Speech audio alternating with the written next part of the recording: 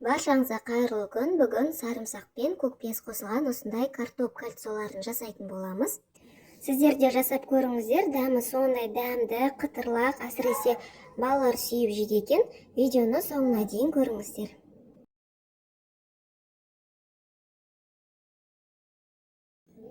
Ол үшін ең алдымен орташа көлемдегі 3 картопты қабығынан аршып, қайнатып пісіріп алатын боламыз. Сосын пюре етіп жақсылап езіп аламыз.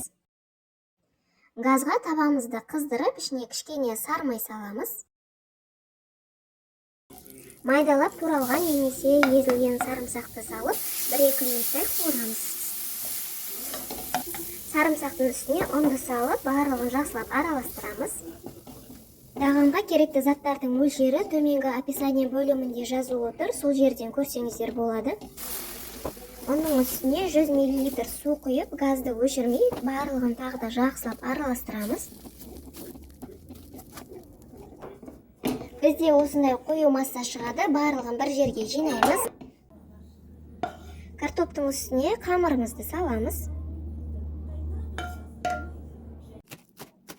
Көкпиязды турап саламыз. Сарымсақ пен көкпияз бізде көбірек қосылады.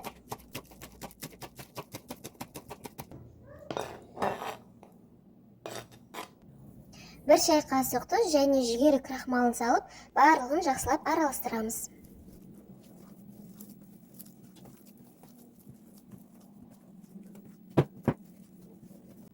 Енді жаюға кірісеміз. Қолға кішкене жабысады, сол үшін оның көбіректе сеуіп жаямыз.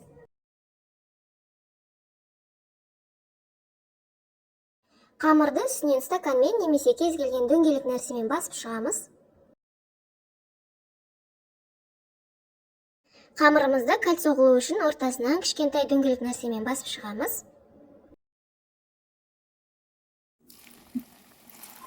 Қызып тұрған майға картоптарымызды салып, орташа отта екі жағын қуырып аламыз.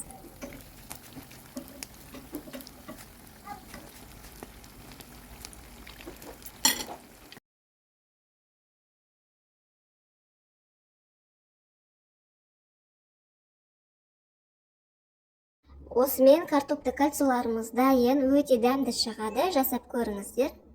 Видеом сіздерге ұнаса, пайдалы болса, лайк басып, пікір қалдыра кетіңіздер. Сіздердің әр қалдырған пікірлеріңіз арнамның дамуына үлкен үлесін қосады. Назарларыңызға рахмет, арнама тіркелуді ұмытпаңыздар.